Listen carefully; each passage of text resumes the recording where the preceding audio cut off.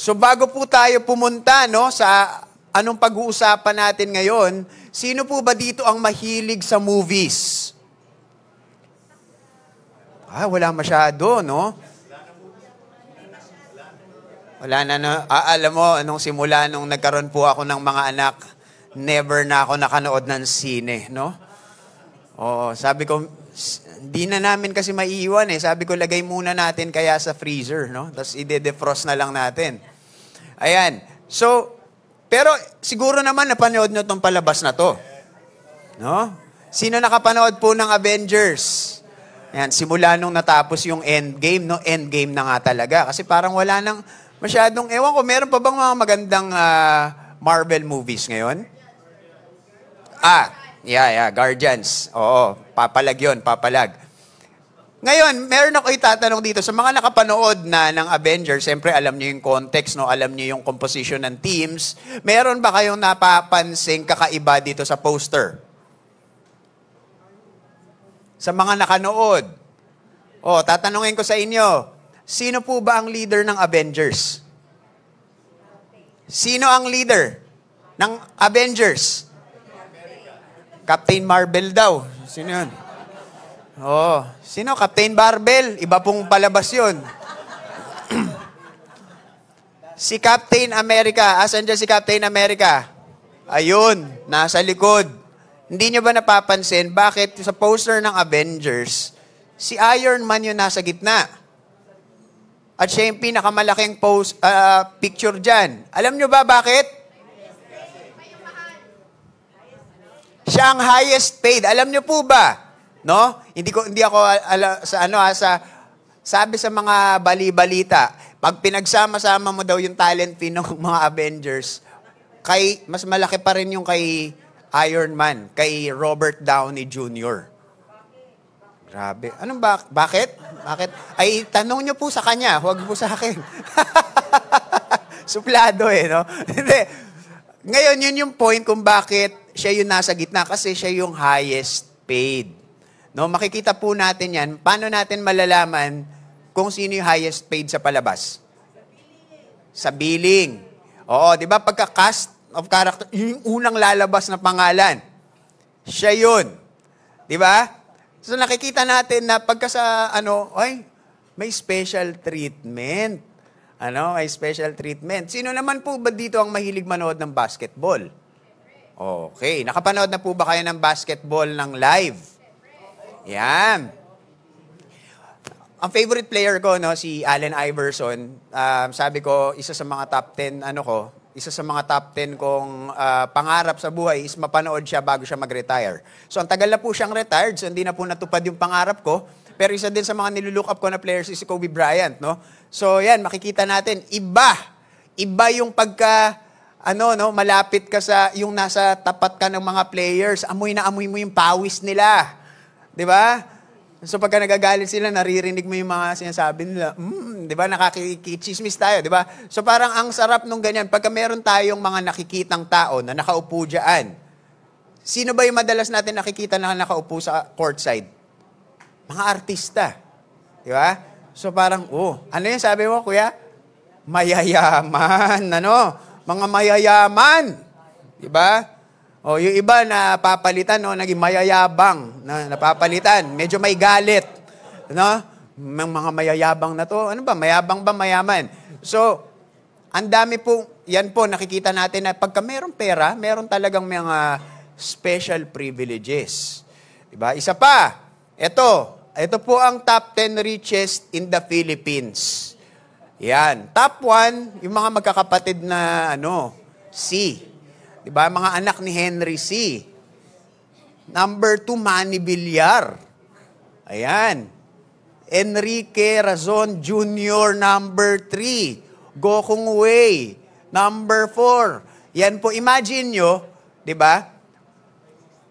Pagpupunta sila dito sa church, paano kaya sila ititreat? Baka ipa-red carpet, Iba Iba ang treatment pag mayaman. Diba? Tayo ba, pagka ita-top 10 tayo, saan tayo? Diba? Saan tayo top 10? Ako top 10 ako. Saan ba ako top 10? alam nyo ba, nung nasa college ako, sinabi ko kay Papa, sabi ko, nakita ko po yung list, no, ng industrial engineering po kasi yung course ko. Nakita ko, top 1 ako. No, parang di kayo naniniwala. Oh, naiinsulto ako. Sinabi ko yun, pinicturean ko yun na sa batch namin, sa industrial engineers ng batch namin, top 1 po ako. Sabi ko, pinicturean ko yung pinakita ko, top 1 ako. Sabi ko, talaga, asan na yung iba? Wala na, kasi graduate na. Ako na lang yung natira. Ganun. O kaya kick out na, ganun. Ayan. So, ito yung mga top 10 list, no? Meron pa. Sa bansa, makikita natin, di ba? Meron tayong top 20 gross national income na ng mga bansa. Ayan. Anong top 1? United States. Pangalawa, China. Grabe, oh. Tapos Japan, Germany, no? Huwag nyo na pong hanapin yung Pilipinas, ha? Huwag nyo na hanapin. Oh, di ba? So yan po yung mga bansa. Ang point lang po dito is nagkakaroon po ng mga special placement. Ang mga tao, ang mga bansa, based on their what? Possessions, no? Or income. Base po sa possessions, base po sa income. And dahil po ganun po yung nangyayari, no? At ganun po i-view ng mundo, yung mga tao, yung mga bansa, at yung mga bagay-bagay, is tayo, nagkakaroon na rin tayo ng somehow pursuit na kailangan magkaroon din tayo ng maraming ari-arian. Kailangan magkaroon tayo ng maraming possessions. And somehow, na-affect din yung paano natin i-treat yung other people. Diba? Sa totoo lang, nagkakaroon po ng difference ng treatment based sa status ng tao. And ako, guilty rin po ako dyan. Diba? Nagkakaroon tayo ng difference kung paano natin iti-treat yung mga tao. Kaya po, ang magiging series po natin would be Heart of Giving. Anong kinalaman po niyan? Ngayon po, simula po 2003, tama ba, no? Ang Win Alabang. Simula 2003 hanggang 2023, sa buong Win po, sa Philippines, no? Ang top 1 po sa nagbibigay po ng tithes ay Win Alabang. Diba? Palakpakan natin yan. Ibig po nun sabihin, ano? Ay! Ito nakakatuwa, no? Pag masamang ugali, ibang church yan. Pero pag mayaman, tayo yun. Tayo yun, di ba? Tingnan nyo nga yung katabi nyo. Mukha bang mayaman? Ayan. Ayan, mukha lang. O mukhang mayabang. Okay. Ayan. So ito po, no, kung titingnan po natin, i-assess po natin ang Win Alabang. Kung titingnan natin ang numbers, kung titingnan natin ang measures, walang problema ang Win Alabang sa giving. Tama po ba? Undisputed, laging top 1, no? Sa tithes and offering sa buong Win Alabang churches. At ang laki ng mga gaps po natin, no? So, pero ang point po dito, kaya po natin to magiging series, number 1 kasi ay magki-Christmas na. At syempre, as pastor, gusto ko maka-receive ng gifts. No? Sino dito familiar sa love languages? Ha? Minsan nakakatawa, no? Parang, anong love language mo? Acts of service, no? Quality time, words. Pero pag birthday ko, nagiging giving of gifts yung love language ko. Oo. Sabi ko, gusto ko nakaka-receive ako ng gifts. Hindi, joke lang yun, ha? Pero pwede nyo rin tutuhanin. So, ang point lang dito, number 1, no? Magpapasko na nga. Ang point lang, hindi po porket tayo ay top sa tithes. Ibig po sabihin is magaling na tayo magbigay. For this coming series, marami po tayong pag-uusapan about giving. And it goes beyond sa binibigay natin. Marami kasing mga tao, minsan, ang magiging basis ng ating generosity. Ano bang ang minsan nagiging basis ng generosity natin? Pag maraming binibigay, di ba? O pag malaking binibigay. Pero what we are going to understand and learn po sa mga dadating pong topics and series, it goes beyond just giving. No? It's really the attitude of the heart. At yun po ang pag-uusapan natin.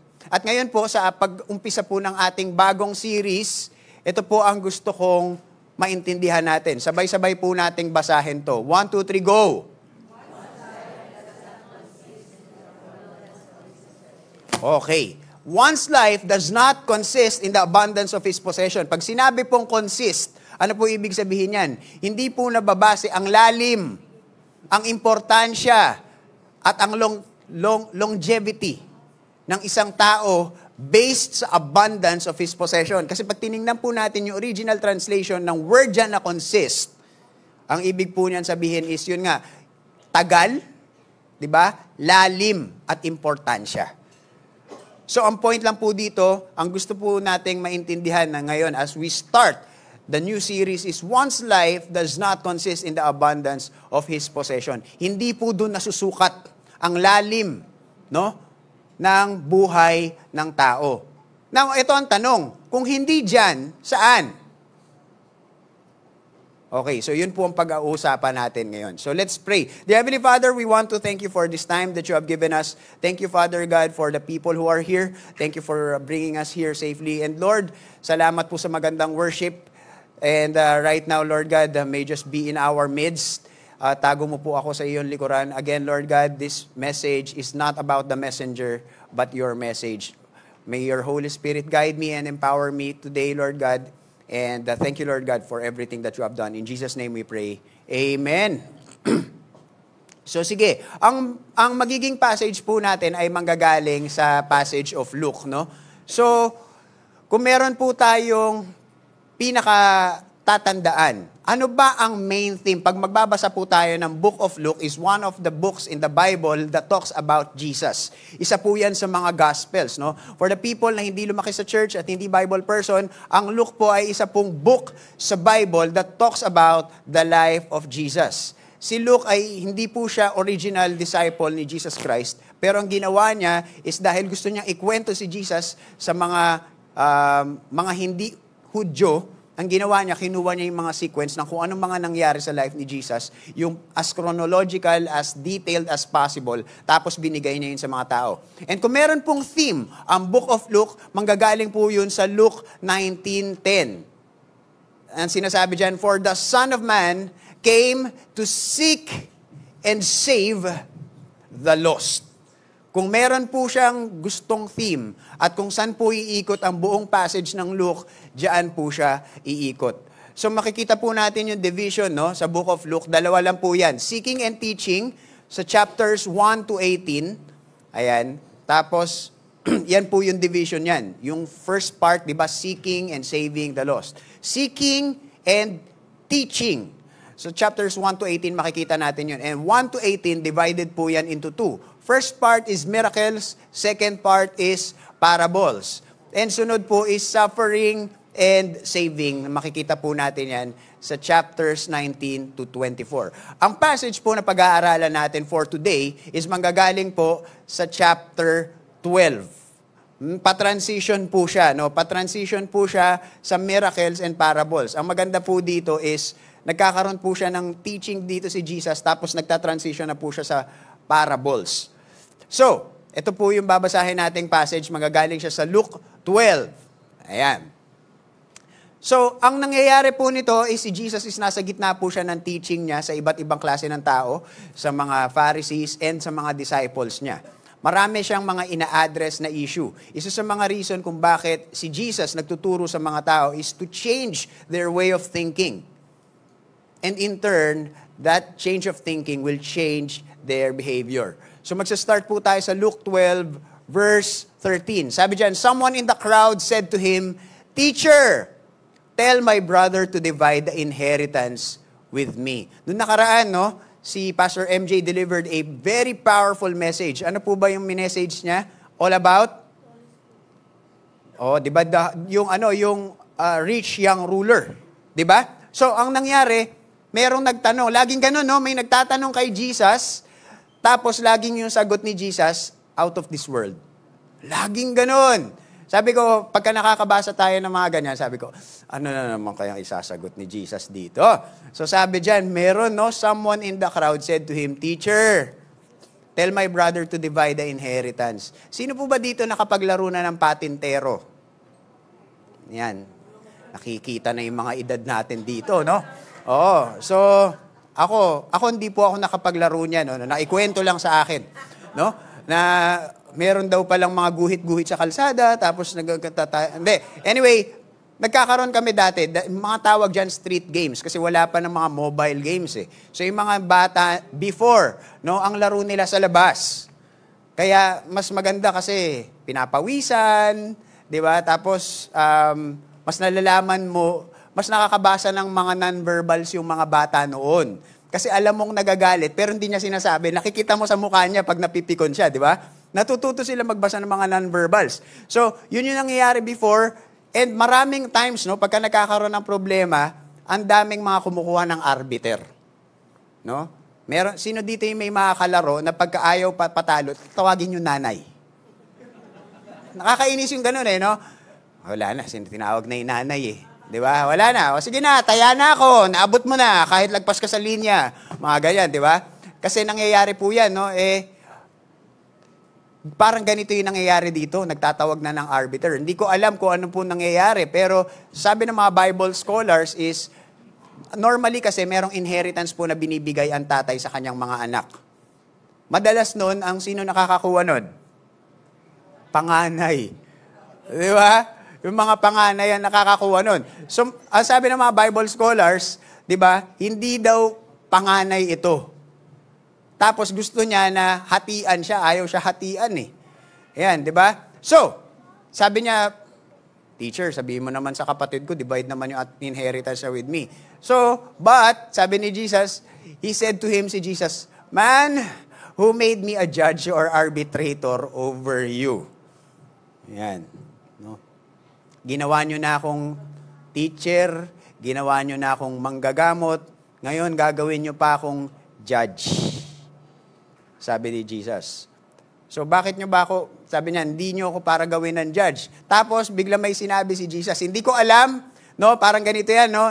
Ito yung nasa picture ko kung paano nangyayari to. Habang nagtuturo si Jesus, bigla may lumapit, teacher, may tanong ka ba? Oh, ano yan?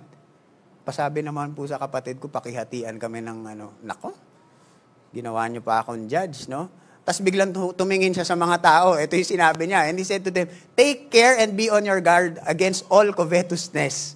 No? For one's life does not consist in the abundance of his possession. Parang, sinabi niya ba yun sa harap nung O mag-ingat kayo sa mga sakim. Ganyan, no? Katapos niyang gano'n. Sinabi dito, pag sinabi pong covetous, pag tiningnan po natin yung original translation yan sa Greek, it's the pursuit, no? Hindi to be better. It's the pursuit na talunin yung lahat. Ang maging basis niya, meron dito, gusto ko mas mataas ako dyan. Covetousness, no? For one's own good. Naalala ko yung sinabi ni Napoleon Bonaparte, no? Isa sa quotes na sinabi niya. It is not enough that I succeed. Everyone else must fail. Yun ang sabi niya, no? So parang sinasabi dito, sabi ni Jesus, take care and be on your guard against all covetousness, for one's life does not consist in the abundance of his possessions. Noong time po kasi na to, pagka ikaw po ay mayaman, ang assumption ng mga tao is binibless ka ni Lord. At pag meron kang sakit o naghihirap ka, pinaparusahan ka ni Lord. No? May ganun pa ba dito ngayon? No? Na pagka kunyari nagkasakit, baka hindi ka nagsiserve kay Lord. Mga gano'n, no? Medyo may halong, judgmental, no? Ganun po kasi dati, no? Ngayon, yun yung inaano ni Jesus, binabasag ni Jesus dito. Sinasabi niya, one's life does not consist in the abundance of his possession. And after that, nagturo ng parable si Jesus. Sa mga nag-OIA po dito, no? Ang sinasabi, di ba, ang way para malaman mo kung ano yung theme ng parable is paano? Kailangan malaman nyo yung event kung kailan kinakwento yun ni Jesus. Now, sabi dito, the land, and he told them a parable saying, the land of a rich man produced plentifully. Ang businesses po sa Israel noong time before is fishing and farming. Wala pang crypto noon. Diba? Wala pa nung multi-level marketing. Ang mga meron pa lang noon is fishing and farming. At yung mga magiging basis ng kayamanan ng mga tao is, pagka sa farming, syempre, dami ng ari-arian at crops. At doon naman sa pangingisda is yung dami ng boats nyo at dami ng mga makukuha nyong isda. So, Kinakwento niya, no? Meron daw isang mayaman, land of a rich man, produced plentifully, ang daming na-produce na crops. And he thought to himself, what shall I do for I have nowhere to store my crops? Grabe naman yung problema niya.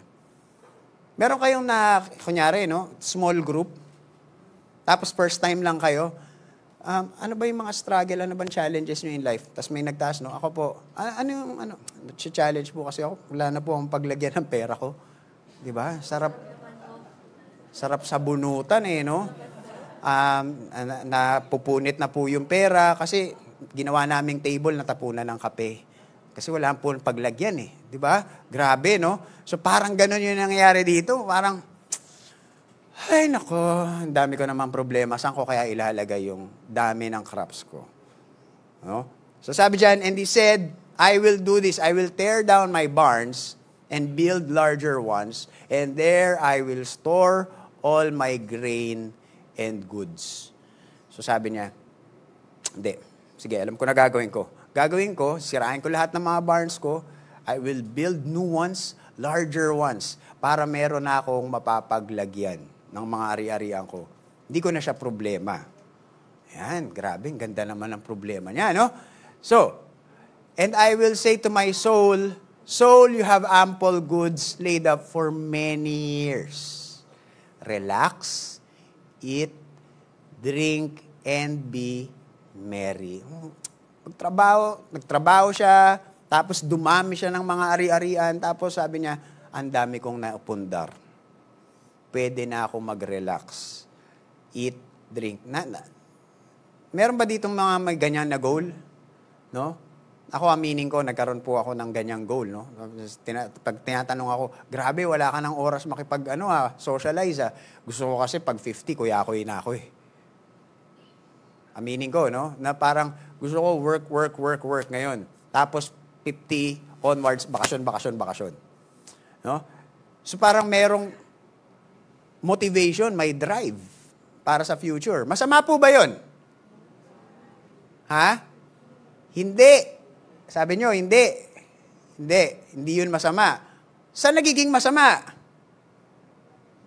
Okay. Lamay ba to? Parang wala nasagot Akala ko lamay ito Okay.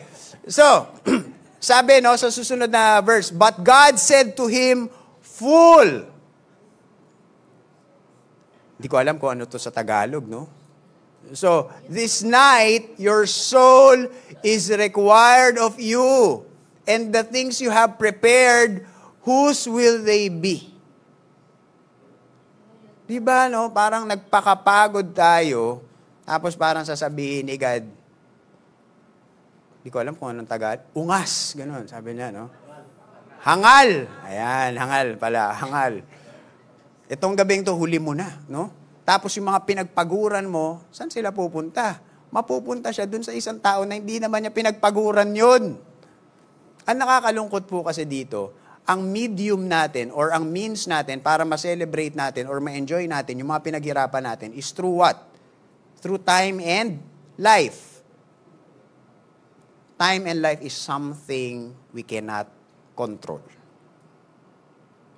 Diba? So, if we want a good life, ang assumption is, kailangan marami tayong ari-arian. Totoo ba yun? No. Diba? Pag good life, ari-arian, galit si ate Ange. No. Sabi, no? Okay, so, yun yung tanong Sabi dito sa Ecclesiastes 2:18, sinabi nung writer ng Ecclesiastes, no? Sa mga hindi Bible people, Bible person dito, ang Ecclesiastes po is a book in the Bible na sinasabi niya na everything is meaningless pag wala si God sa picture. And isa to sa mga sinasabi niya, I hated all my toil. I hated all my hard work in which I toil under the sun, seeing that I must leave it to the man who will come after me. Biro mo, magpapagod ka. Tapos mapupuntalan siya sa mga tao na pwedeng hindi naman nagpagod para doon. 'Di ba? Pag nakuha na yung buhay natin. Maraming mga tao nagkakaroon ng anxiety dahil dito. Na parang, Shucks, grabe, sa kanino mapupunta? Anxious. So, yan yung sinasabi doon, no? Nasayang yung pag-aalala niya. So, sabi dito, so is the one who lays up treasure for himself and is not rich toward God. Pag ang endpoint ng lahat po ng pagpapagal natin, sinasabi dito, no, ni Jesus, pag lahat ng endpoint po ng pagpapagal natin ay yung sarili nating kapakanan, napaka-useless nun. So, ano sinabi dito? Kailangan daw, maging rich toward God. Anong next question doon? Ano ba ibig sabihin nun? Di ba? Rich toward God. Ibig ba nun sabihin mabait? Yan, minsan dyan nagkakaroon ng loss in translation. Dahil pagka hindi natin alaman kung ano yung pinupunto, nagkakaroon tayo ng problem sa kung paano natin i-obey, malamang. Di ba? So ngayon, ang tanong, ano bang ibig sabihin pagka maging rich toward God? So yan po yung iaano natin. Meron pong attitude problem na gustong i-address dito si Jesus. And yun po yung pag-uusapan natin as we move forward, no? So makikita natin, ayan. And he said to his disciples, therefore, ito isa pong way para malaman po natin, isa po sa mga rules of interpretation sa parables, always remember, pag si Jesus po ay may kinakwentong parable, ang parable po is halimbawang istorya, hindi po siya totoong nangyari. Katulad po yung story na kwento ni Jesus about the rich fool. Hindi po yun totoong nangyari. Pero dahil sa storya na yun, nagda-drive out po ng principle si Jesus based doon sa narrative na kung ano nangyayari nung time na yun, and madalas po yun po ay rebuke sa mga tao. Pag sinabi pong rebuke, parang nananampal po ang mga parables. Madalas po yun, ang parables po ay may sinisimbolize na mga characters. Minsan andun si God, pero minsan talagang contrast siya. Parang nagme-make lang ng point si Jesus. So ang point dito, sabi niya, after na ikwento yung parable na yun, pumunta na siya doon sa part. Kasi anong ginamit niya? Ano yung first word na makikita natin? And, ibig po sabihin, may idadagdag siyang insight. Ibig sabihin, yung idadagdag niya pong insight ay walang kinalaman sa contrast. Hindi po to opposite. Ibig sabihin, part po to ng learning doon sa parable. Kasi magkasunod siya. Sabi, and he said to his disciples, therefore I tell you, do not be anxious about your life. Jesus, teka, babalik ako. Hindi naman tungkol sa worry yun Yung kaninang pinag-uusapan, hindi naman tungkol yun sa worry Tungkol yun sa ang dami niyang ari-arian at binuhos niya dun yung effort niya. Diba? Pero ang point po dito, what is the motive of our hard work?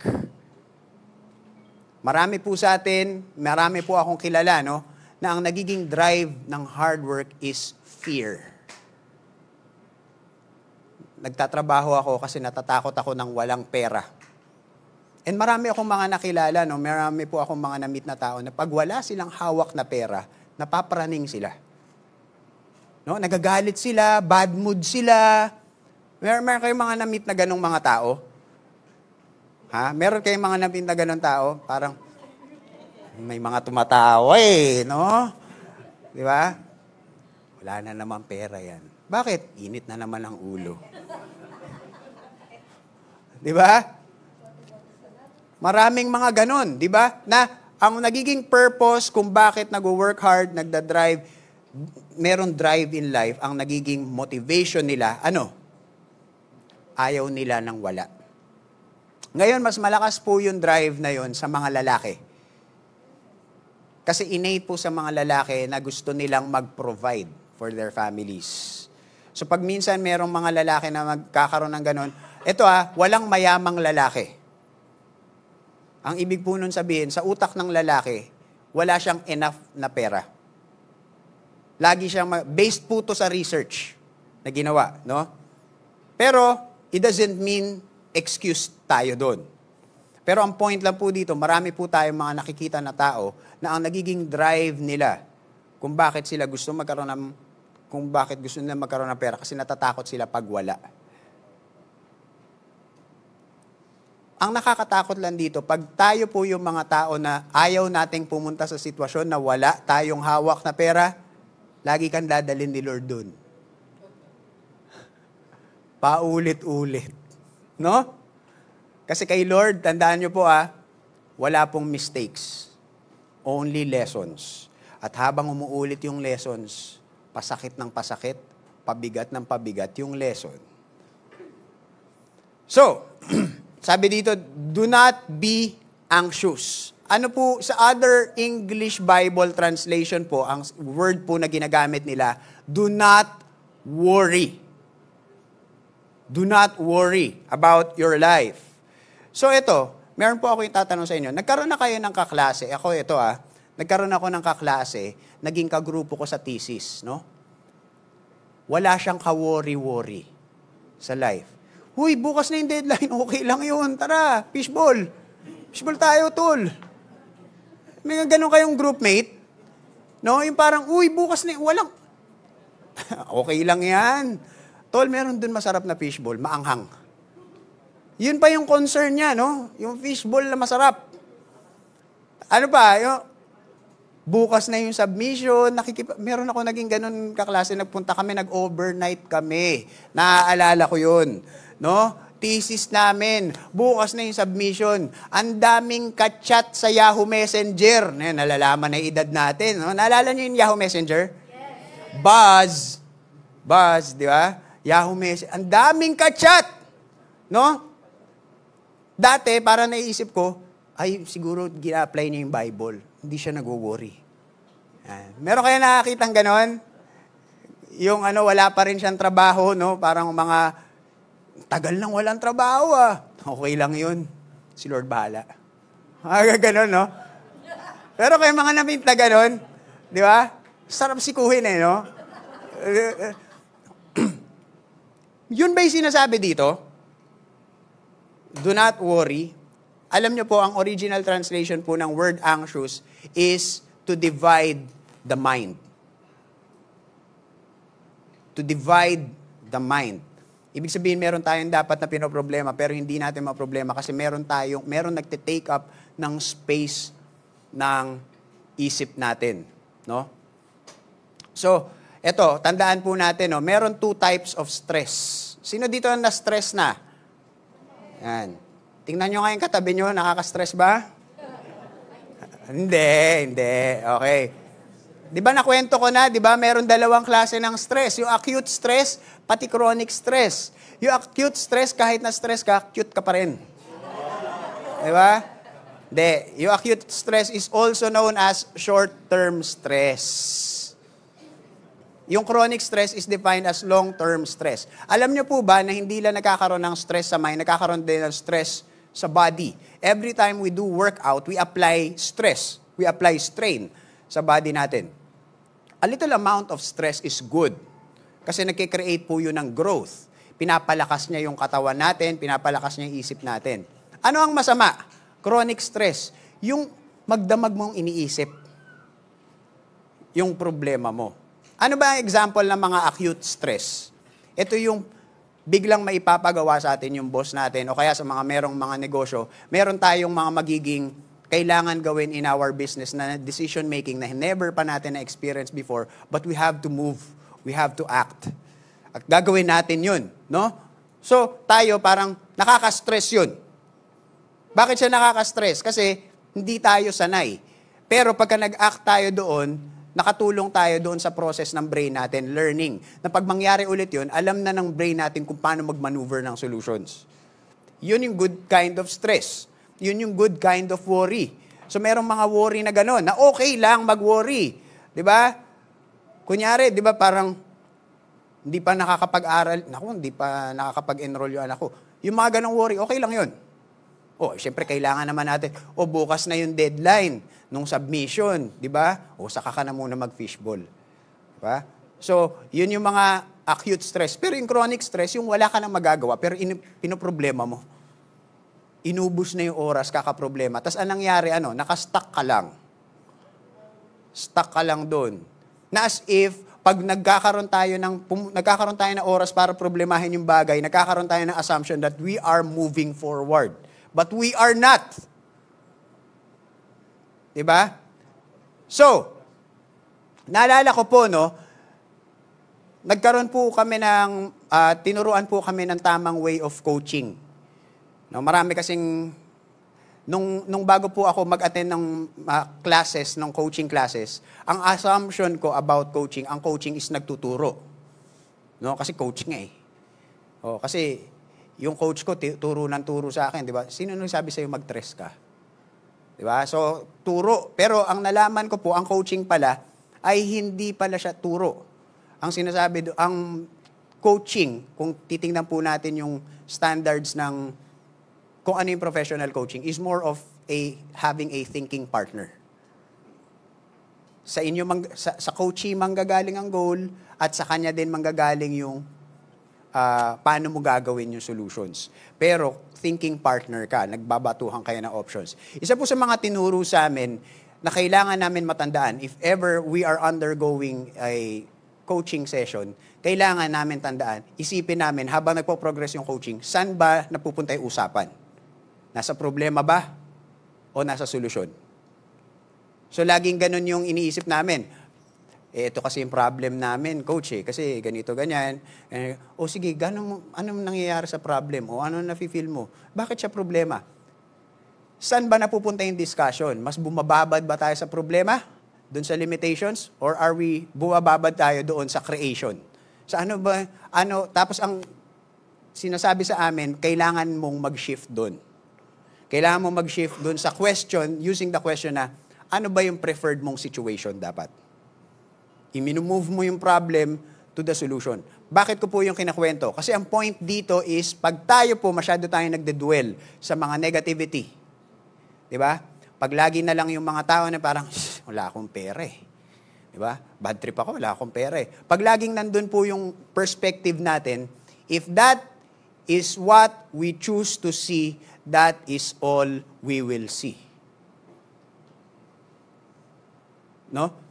So, sabi doon is, pag tayo po ay nade-divide yung mind natin dahil sa worry natin, mas nafo-focus tayo dun sa mali, nalilimitahan tayo, gumawa tayo ng mga solutions.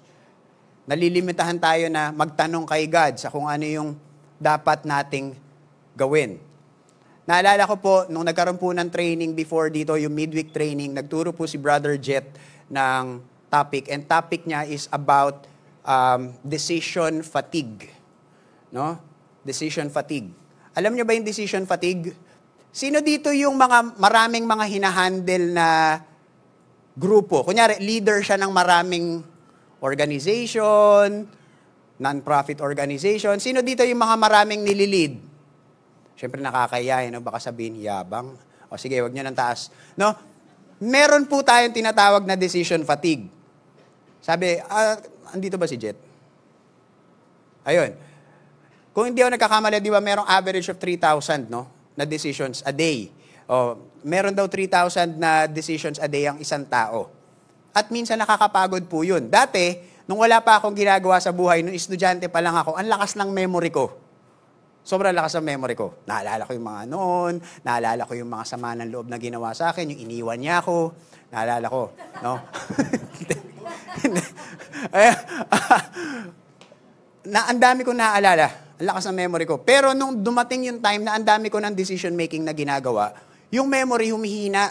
Nung akala ko, nung tumatanda ako, sabi ko, pumupurol na ako. Pero sa totoo, hindi po pumupurol. Na nangyayari, ang dami ka ng decision na yun na yung nagte-take up. Yung brain po kasi natin, hindi siya para mag-store ng memories. Ang talagang function niya is to process data. So pag marami po tayong processing na ginagawa, marami tayong decision making, sir, gagawin ba na namin tong phase 1 ng project na to, phase 2 muna? Kasi wala pang sige, yung muna. Tapos, di ba, sa church, anong gagawin ka na? Tapos yung mga disciple mo, nakikigulo pa, di ba? So parang ang dami mong iniisip. Sa dami mong iniisip, minsan, di ba, pagka kunyari, iayayain ka ng mga kaibigan mo, saan tayo kakain? Pati ba naman yan? O problemahin ko pa. Kung saan tayo kakain? Yun ang pinaka-naiinis akong tanong. Saan tayo kakain? Oh, si ano? Huwag mo na akong tanongin. Diba? So, yun po yung tinatawag na decision fatigue. Now, ang purpose po nun, bakit pag tayo nag-dwell doon sa mga worries natin, we use up yung processing ng brain natin doon sa mga negativity. At mauubos yung oras natin, imbis na mag-move forward tayo, hindi tayo mag-move forward. And marami din po akong makakakilala na people, no, na parang sabi nila, kuya, ayaw namin ng mga toxic positivity. Gusto ko, sir, ganito lang po muna ako, babad lang po muna ako dito. May mga ganun tao and we understand. Meron po akong isang kino-coach na diagnose siya ng depression and anxiety. At yung isa naman, bipolar. Kino-coach ko sila, no? So parang ang sinasabi nila, hindi kayang makamove on, hindi sila makamove forward kasi kailangan nila i-process. Ganyan. Sabi ko, okay lang yun. Okay lang yun. Pero merong mga tao na mag-move forward sila despite dun. Now, yung mga taong mag-move forward despite the hirap, meron silang magiging resulta sa kanila. Okay lang na dyan ka, pero huwag ka magagalit sa resulta nila. Okay lang ba yun? Yun yung lagi ko sinasabi. No? Kasi minsan, yabang nito. Pagka nakikita natin yung post, sana madapa to. No? Hindi tayo nagmo-move eh. Sila nagmo-move. Meron silang result. Diba? Now, okay lang po magstay dyan. Pero tanggapin din po natin na meron silang result, tayo wala. Okay lang yun. Okay lang din dapat yun. Diba? So, ayaw nating ma-judge, pero wag din tayo magre-reklamo. Yun. So sinabi dyan, sabi ni Jesus, wag tayong magwo-worry. Parang ang sarap sabihin kay Jesus. Daling sabihin, ha? Wag magwo-worry, ha? Ang daling sabihin, ha, Jesus, ha? Diba? Ang daling sabihin, ha? Pero meron pong 3 reasons kung bakit sinasabi ni Jesus na hindi tayo dapat magwo-worry. Ang ginagawa pong teaching method dito ni Jesus is He is moving from a general concept to a specific concept. Pupunta po tayo sa next verse. Ang sinasabi dyan, bakit? Bakit kami hindi mag-worry? For life is more than food. Hindi na ako gagawa ng bullet points dahil yung bullet points natin nandito na mismo sa scripture. Point number 1, do not worry, for life is more than food. The body more than clothing. Mas importante yung buhay. Di ba? Than clothing. Mas importante yung buhay than food. Kaya nga no youth camp, maraming mga youth hindi sila nagtutoothbrush. Di na sila naliligo kasi life is more than clothing. Di ba, no? May nakausap ako, no? Di ko na lang papangalanan, no? Sabi ko, uy, saan ka? Maliligo ako. Huwag ka na magpanggap. Di ka naman naliligo. Sabi niya, youth camp to. No? Tago na lang natin sa pangalang Alray, no? Sabi niya sa akin, ano ba youth camp to? Di ba? Tapos may binanggit pa siya, si ano nga, nag-toothbrush eh, sabi niya. O, di ba? So parang nandamay pa, no? So, ang point dito, hindi po ganun yung ibig sabihin nito, no? Oh, life is more than food. Kunyari, kakain tayo, wag na tayo kumain. Bro, life is more than food, no? Oh, kunyari, wala tayong pambili na naman ng pagkain, sabihin mo sa asawa. Kunyari, di ba, mga lalaki dito. Oh, asa na yung sweldo, bibili na tayong pagkain. Life is more than food. Oo. Baka sikmuraan ka nung asawa mo, no? Hindi po yun yung point. Ang point dito, kung binigyan tayo ng mas matinding bagay ng Diyos, sige, ano ang mas kayang ma-recreate? Life or food? Food, di ba? Alam niyo po ba na merong ginagawa yung mga tao ng mga cloning? Ang hirap na hirap sila. Kahit na gaano kagaling na science, wala pa akong nakita na bumuhay ng patay. Yung yun na yun, no? Kasi siyempre may ugali yun. Kahit i-clone yun, iba yun eh. Di ba? Sino ba may ano dito? O, kunyari, si Kale. O, kunyari, kukunin si Shek, pero ipapalitan ka, clone ni Shek. Gawa ng science. Yun na yun din. Yung, gusto mo? Ngirap, di ba? Diba? Sino dito yung may mga asawa? Pakitaas ang kamay. Diba? Gusto nyo ba yung asawa nyo? Clone? O ayaw nyo kasi gusto nyo may kaaway kayo eh. Diba? Ang hirap naman, nakikipag-away tayo sa clone. Para tayong engot nun. Diba? Gusto natin, diba? Gusto natin yun. Yung, diba, minsan pag nananahimik na, no, biglang kailangan may mangyayaring away. Diba? Mamimiss nyo yung mga ganun. No? So, life is more than food and the body more than clothing. Sabi dito, consider the ravens. They never sow or reap. Yung mga raven po, ito yung mga ibon, no? Biro mo, hindi sila nagtanim. May inaani sila. They have neither storehouses nor barn. And yet God feeds them. Of how much more value are you than the birds. So number 1, no, yung una, life is more than our concerns. Bakit hindi tayo dapat mag-worry? Life is more than our concerns. Isa po sa mga na-realize ko, nung si God po, nag-create po ng earth, nag-create ng universe. Ano po nangyari? Nung kinreate niya ba yun, biglang, sige, bahala na kayo, biglang yung earth nahulog na, biglang nagkabanggaan na yung Mars, pati Jupiter. Hindi. Ano po yung kasama sa creation? Sustenance. Sino dito, sino dito yung bago sila manganak, sabi nila, saan natin kukunin yung panggagastos?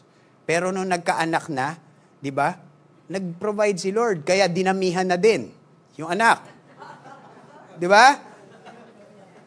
Hindi, di ba ako nakita ko po yun eh. Pag si Lord nagbigay ng anak, ito kasama provision. Di ba? Yung mga wala pa po, pag wala po kayong pera, mag-anak kayo para... De, joke lang. Uy, hindi ganun. Hindi ganun. Pag si Cassie may bigay yung ninong, sabi, give me that, that's dirty yung pera. Oh. Oh, dirty yan. Oh. So, ayun, no? Mas importante yung life than our concerns. Ang point lang dito, every time meron po ibibigay sa atin si Lord, kunyari meron po ibibigay na asawa, na ibibigay na business, basta galing sa Kanya, ha? Basta galing sa Kanya. Kasama po dun sustenance. Pag meron pong binigay na ministry, kasama po dun sustenance. Lord, paano yan? Wala akong pamasahe. Lord, bigyan mo naman akong pera, sana mayroon akong mahanap dito. Bubulungan ka na Holy Spirit, bibigyan kita ng lakas, lakarin mo mula bahay hanggang church. Diba? I-energize kita. The Lord will provide all the sustenance we need. That's number 1 point. Second point is, we are more valuable. Diba? Than other creatures. Ito po meron po ako alaga. Sino may mga alagang aso dito? Okay, may alaga po akong aso. Yung pagkain po nung alaga akong aso ay nabutas. At pagpunta ko nung isang beses, meron na pala akong 3 malalaking dagang pinapakain. Nagtanim ba sila? Bumili ba sila ng dog food? Hindi. Pero nakakakain sila. Diba? Ang point is, kung sila nga nakakakain, di sila napapabayaan, how much more tayo? Yung mga animals ba? Kinonsider ba silang gawa sila sa image of God? Hindi. Tayo yun eh. Ang point po dito, kung tayo image of God at sila nga hindi napapabayaan, ang ginagamit po dito ni Jesus ngayon is from lesser to greater. Diba? Yun ang method na ginagamit niya dito. Kung yung mga hayop nga, diba? Kung yung mga animals nga nabe-bless wala silang ginagawa nabe-bless sila how much more tayo? We are created in the image of God. Palalim pa to ng palalim. Habang mababasa natin, no? Huwag kayong mag-worry. That is the reason, second reason why we should not worry. And next reason, the third reason kung bakit hindi dapat tayo mag-worry is, which of you by being anxious can add a single hour to his span of life? Meron ba dito pag nag-alala, sabihin ni Lord, anak, dahil nag-alala ka, gagawin ko na sa'yo 26 hours. 26 hours ka na, anak. Kasi kung ganun, mag-aalala na lang ako. No? Tapos pag nabigay na sa akin yung oras, itutulog ko. Di ba? Minsan, ganun eh. Parang akala natin, parang minsan binibigyan kasi tayo ng sense of accomplishment ng pag-worry. Tama ba? Na if nag-worry tayo about something, parang mas nagiging tayong responsible. No? Versus dun sa, meron ako kasi minsan may mga time na hindi ka nag-worry. Tapos yung mga, di ba parang sa quiz, no? Pag sa quiz, uy, shucks, lahat mga klase mo stress na stress. Tapos ako, hindi ako nasi-stress. Tapos parang sabi ko, ako ba yung mali o sila? No? Oo. So, nung nakita ko yung result ng quiz, pala nag-worry ako. No? So, may mga ganun eh. Parang nagkakaroon tayo ng sense of responsibility just by being worried. Pero pag worry alone, baliwala po yun eh. So sinasabi na, si Jesus na nagsasabi. Imagine nyo kung meron si Jesus sasabihin sa coffee shop, no? Magko-coffee shop tayo. Kailangan ba ako mag-worry o hindi? Sasabihin niya, wag. So meron na tayong something na alam natin na sasabihin talaga sa atin ni Jesus na wag na nating gawin. So number 1, because life is more than our concerns. Second is, we are valuable. Tapos sunod, which of you, by being anxious, we cannot add a single hour. Ang point lang dito is, ine-exage po ni Jesus yung point na wala tayong magagawa. Sabi nga nila eh, pag yung problema daw, may solusyon, wag mo na problemahin. Kasi may solusyon eh. Pero pag ang problema, walang solusyon, wag mo na rin problemahin. Kasi wala na solusyon eh. So, walang place yung pag-worry. Tama? Okay? Tama? Yun. Okay. Sabi, if then you are not able to do as small a thing as that, why are you anxious about the rest? So sabi dito, consider the lilies, how they grow. They never toil. Yung mga lilies, yung mga magagandang flowers, no? Yet I tell you, even Solomon, si Solomon sa mga people po na hindi Bible person, si Solomon po ang richest man. Sasabihin ko dapat in the Bible, in history. No? So pinakamayaman in history. So sabi dyan, he's a king of Israel. Sabi dyan, yet I tell you, even Solomon in all his glory was not arrayed like one of this. So ano na naman yung ginagamit ni Jesus na example? Move from lesser to greater. 'Di ba? Si Solomon, sa sobra niyang yaman, yung goal nyo, yung gusto nyo maging mayaman, si Solomon, sa sobra niyang yaman, hindi niya kayang maging katulad ng lilies. Na yung lilies, wala naman silang ginagawa, pero binubuhay ko sila. But, if God so clothes the grass, which is alive in the field today, and tomorrow is thrown into the oven, how much more will He clothe you? Ang point po dito, kasi ang Israel po ay maliit na bansa lang. No? Mas malaki po ang Pilipinas sa Israel. Ang Israel is mas malaki lang na onti sa Palawan. No? So kailangan nila, even kung paano sila ililibing, sobrang systematic yun. And ganun din yung ginagawa nila dito, kaya kung bakit marami silang mga sinusunog na mga halaman or kasi pagka mag-acquire ng land o merong gagawing development doon sa isang land. So parang sinasabi dito, kung yung mga flowers nga na yan, wala silang ginagawa, ang nangyayari lang, ang nagiging purpose lang nila, tingnan mo sila, wow, ang ganda naman. Diba? Iba, pag Valentine's, ibibigay mo lang, mabubulok.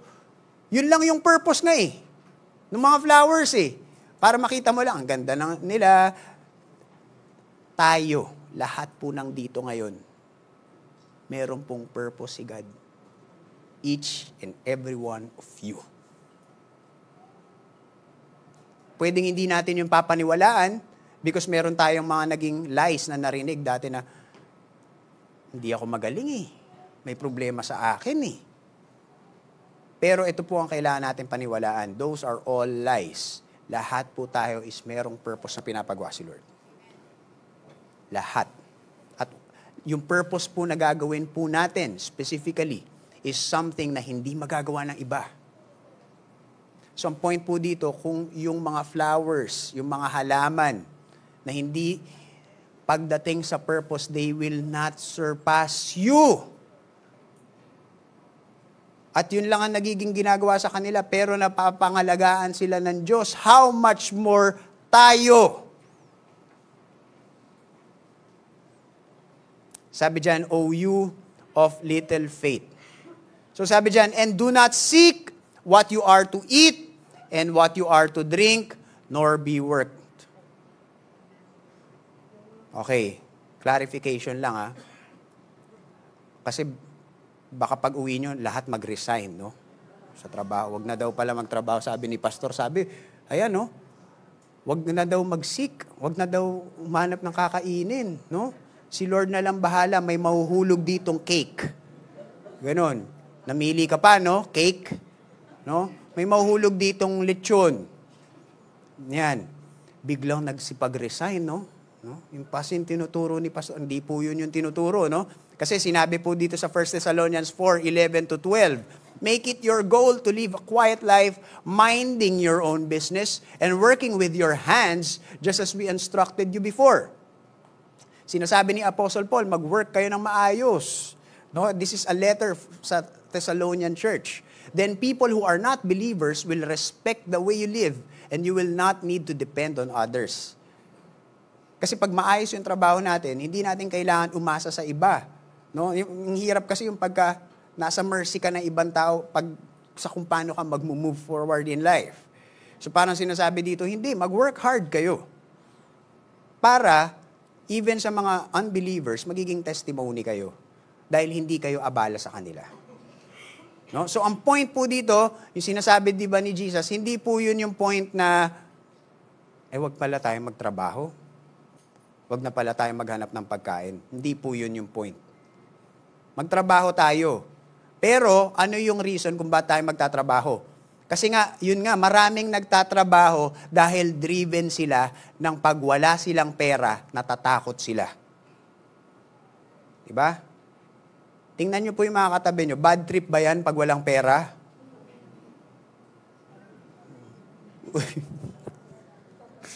May umuo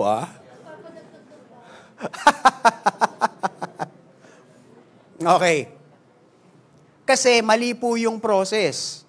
No? Maling process yun na pagka nawawalan tayo ng pera, naapektuhan yung mood, naapektuhan yung, di ba, sinasabi ni Jesus, pagka nagkakaroon na ng ganun, ano nangyayari? Pag naapektuhan, pagka natatakot tayo sa walang pera, ano pong possible mangyari? Magsho-shortcut tayo. We will take, minsan, kung ano, merong mga nagiging kapalit. Okay? So sabi dyan, for all the nations of the world, seek after these things, and your Father knows that you need them. Sinabi rin po yan sa Matthew 6, no? The Lord knows what you need even before we ask. So sabi, ba't pa kailangan mag-pray? Ang point po doon, kung si Lord meron pong ipapagawa sa atin, kasi doon na po tayo papunta eh. Kung si Lord po meron pong ipapagawa sa atin, alam niya na kailangan natin kumain. Alam niya na kailangan natin ng damit. Alam niya na kailangan natin ng mga everything that we will need. Lahat ng mga needs natin, pag may ipapagawa ang Diyos, alam niya yun.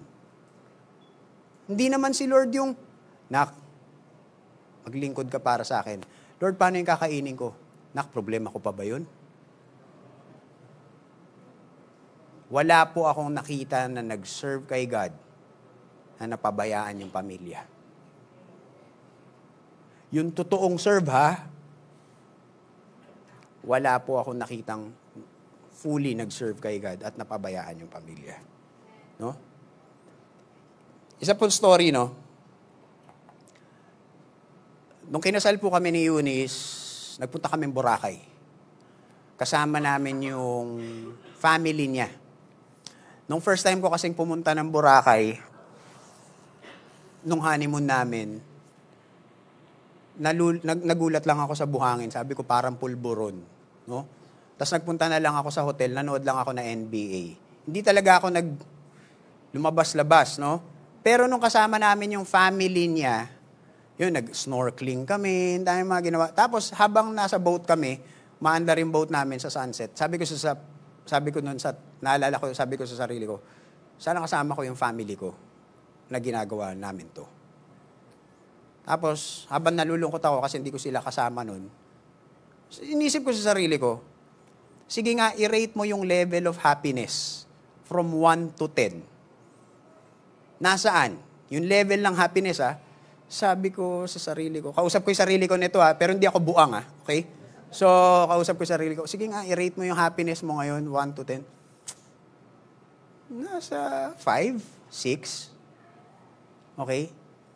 So, imagine nyo, tinanong ko, nung nagsiserve kayo sa ministry, kayong magkakapatid, kayong family, rate mo yung level of happiness, 1 to 10. 9, 10. So parang ang point dito is, hindi man kami family na kapunta Boracay, pero hindi kami nagkulang sa happiness. Masaya kami. No? And yun nga yung sinasabi dito, the Father knows what you need. Pag maglingkod kayo sa Diyos, no? Hindi pa babayaan yung family nyo. Alam ko, nakwento na ni Papa yung mga concerns niya nung nag-full-time pastor siya. Siguro kung meron lang akong sama ng loob sa pamilya ko is yung hindi kami napalaki na maayos kasi hindi kami lumaki.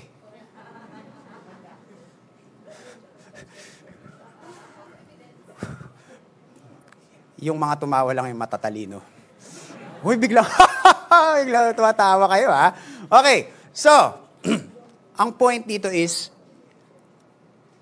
nung nag-serve naman kami kay Lord, hindi kami nagkulang sa happiness eh. Naalala po natin yung preaching ni Pastor MJ last week, di ba? Sinabi doon, no one was given up mother, father, brother, sister, land. Di ba? For my sake. For the sake ng gaining Christ, who will not receive 100-fold. Ang point po dito, we are chasing these things. Money, di ba? Businesses, status, promotions. Meron tayong reason kung bakit natin yan hinahabol. Alam niyo kung ano? We need fulfillment in life. Dahil ang assumption, pag chinase natin yung maraming pera, pag chinase natin yung magandang trabaho, pag chinase natin yung mga magagandang business, ang magiging endpoint nun sa puso natin is magkakaroon tayo ng fulfilled life. So parang sinasabi dito ni Jesus, alam ko yung need nyo. Alam ko. Ang kailangan natin is yung fulfillment. Kaya sinabi niya, don't chase after those things. Chase me. Because I am everything you need. Seek my kingdom, and all these things will be added to you. Sinabi ko nga if God is everything, then God is all I need. Kaya nakakatawa doon sa preaching ni Pastor MJ, di ba? Sabi ni Peter, parang lost in translation siya. Sabi ni Peter, Lord, paano naman kami?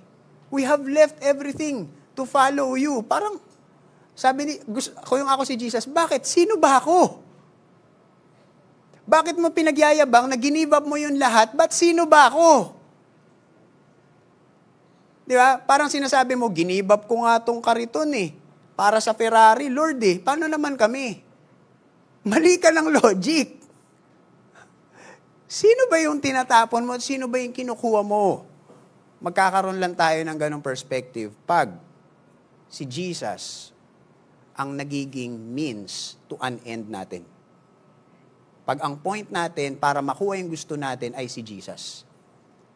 Kaya ang ganda na sinabi ni Pastor MJ, following Jesus, ang end point nun, siya yung reward.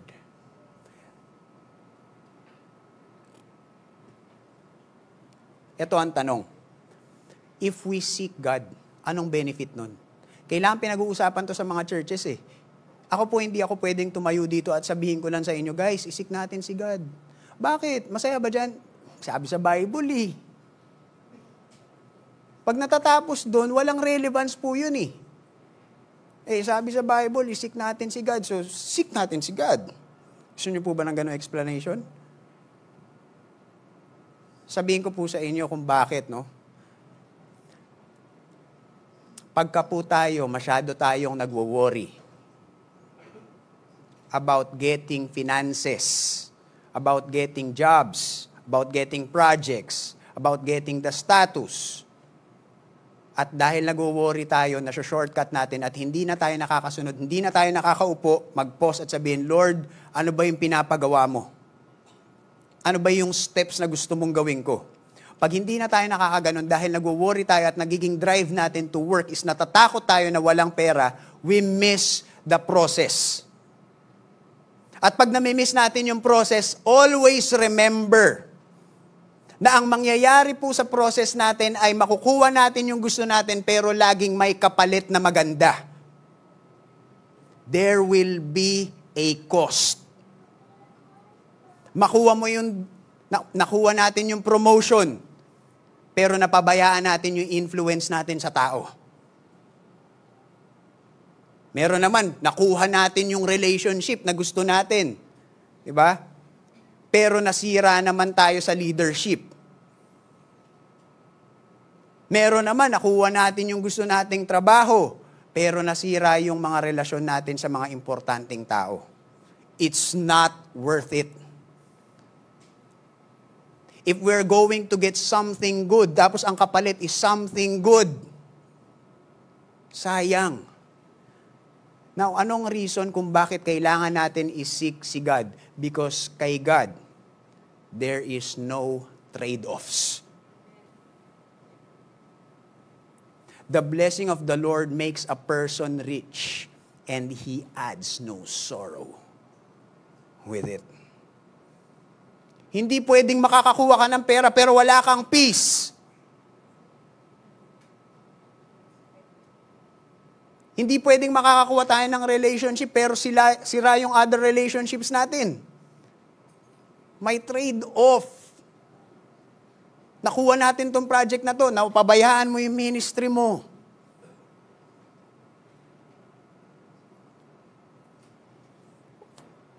Pag kay God, there is no trade-offs. Meron po akong gustong ipakilala sa inyo, dalawang tao. This one is Indra Nooyi. He is Pepsi Cola CEO. Na-achieve niya yung gusto niyang position na makuha. It's one of the top positions. Di ba? CEO. Pero kasi di ba ngayon lahat CEO na no? Di ba? Parang sa nakikita ko parang lahat CEO na. So siya, nakuha niya yung top position. Pepsi Cola CEO. Alam niyo po ba kung ano sinabi niya? Sinabi niya, nakuha ko tong position na to, pero my greatest regret is noon time na formative years ng mga daughters ko, hindi ako nakapag-spend time sa kanila. You cannot get those back. We are trading something good sa kapalit ng something good. Pero ito naman po si Philip Nang, wealthiest billionaire in Singapore. Sinabi niya, ang realization niya, doon sa pagpunta niya, doon sa pag-acquire niya ng wealth niya, ng prosperous living niya, sinabi niya, ang isa sa mga natutunan ko in life, in my process, is that Jesus Christ is the center of everything. Nasabi niya, kung meron isang bagay na sana natutunan ko noon pa, hindi yung sana nalaman ko yung business tricks na to, financial IQ na ganito. Sinabi niya, sana noon ko pa nakilala si Jesus. Ano pong point dito? Hindi natin kailangan maging mahirap para sumunod sa Diyos. Dahil tayo na mag-prosper, hindi lang tayo may gusto nun. Even si God. Nasa Joshua 1:8 po yun. Di ba? Meditate on the word day and night, on the law, day and night. So that you will be careful to obey everything as commanded. Surely you will be prosperous and successful. Dalawa. Hindi lang po tayo yung may gusto nun. Si Lord din. Pero ang sinasabi ni Lord sa atin, anak, huwag kang mag-shortcut. Dahil yung long cut, yun yung shortcut. Yung tamang proseso na mabagal, yun yung shortcut. Always remember that the long cut is the shortcut. Mabagal, anak. Pero pag andun ka, hindi ka babagsak. Gusto ko yan sa'yo. Lahat ng mga kailangan mo, yung mga gusto mo sa pamilya mo, yung mga ambisyon mo, gusto ko yan para sa'yo. Yung desired fulfillment mo, kung bakit mo chine-chase yung mga bagay na yan, asakin yan. Jesus is saying to us right now, I am everything you need. At anak, itong promise ko sa'yo. Pag sinik mo yung kingdom ko, pupunta ka lahat yung fulfillment na kailangan mo. I'm not promising mas maraming pera, mas maraming ari-arian. I am promising fulfillment. Yung meaning kung bakit mo kinukuha lahat ng yan. At anak, ito pa ang promise ko sa'yo. Pag sa'kin galing, wala kang kailangan i-sacrifice na maganda. That is why we should seek the kingdom of God. So, sige, palakpakan natin.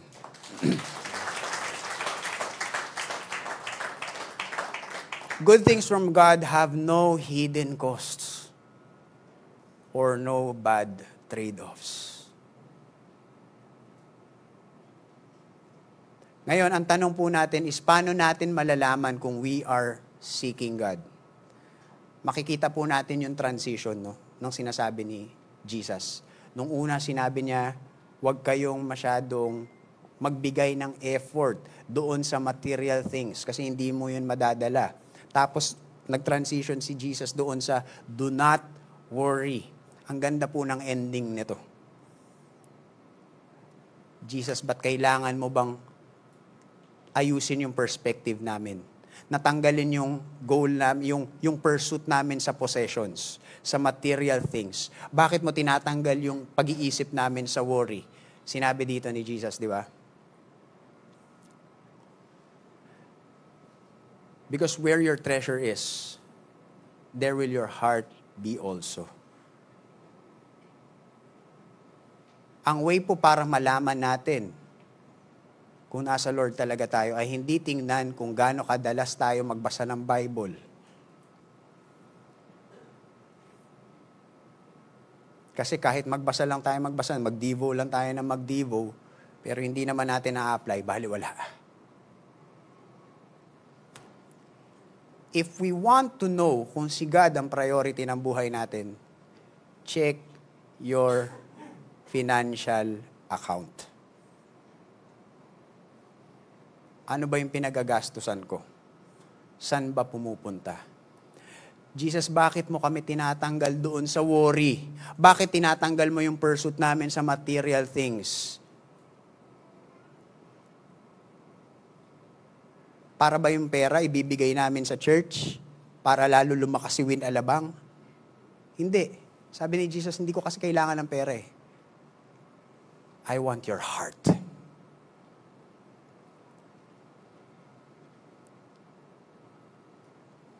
Dahil pag yung heart natin nasa maling lugar,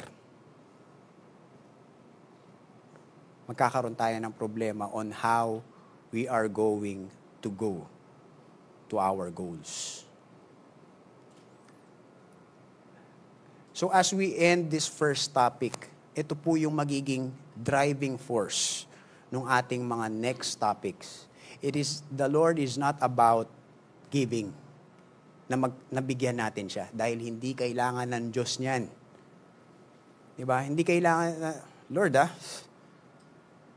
laki ng binigay ko sa'yo. parking lang, di mo mabigay sa akin. Kanina pa ako nagpe-pray, wala pa rin lumalabas dito. The Lord doesn't need our money. The Lord doesn't need our talents.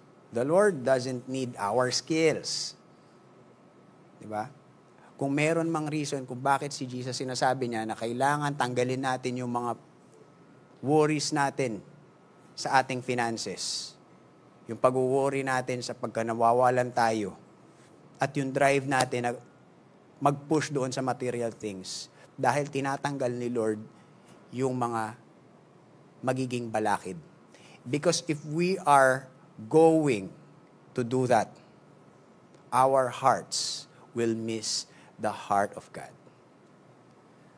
So as we start this series, yun po yung gusto kong maging driving force natin. Na hindi tayo matatapos sa giving. And I'm not saying na yung win alabang, ano ba yan, hindi, kulang pa yung pagbibigay. That is not the point. Ang point lang po natin, if we are going to give to the Lord, no, kailangan natin maintindihan ano yung purpose nun. At nasan yung placement ng heart natin. Kasi pag yun, may ayos natin po yun, church. Makikita natin kung paano gagalaw yung Diyos sa businesses natin, sa relationships natin, sa workplaces natin.